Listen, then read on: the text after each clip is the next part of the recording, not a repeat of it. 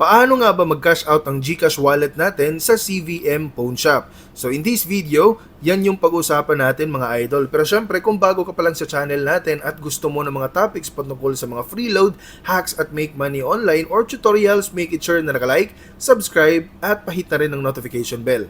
So click lang natin to mga idol, no? So meron tayong makikita ditong instruction under sa cash out.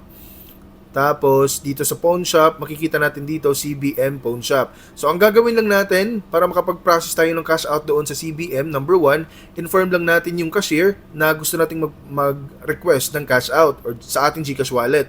Number 2, magpo-provide kasi tayo ng mobile number at cash out amount.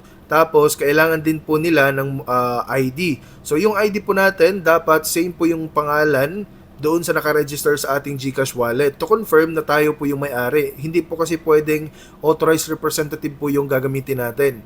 Tapos, meron po silang ipapadala na SMS na naglalaman po ng OTP to confirm na tayo po ang may-ari ng account. So, kapag na-confirm na po, makaka-receive na po tayo ng cash from the cashier kapag confirm na. Okay? So, ganun lamang kasimple mga idol na kung paano mag-process ng cash out sa CVM Pawn Shop. Ang kagandahan pa dito mga idol ay hindi na po tayo kailangang gumamit pa ng internet to process the cash out.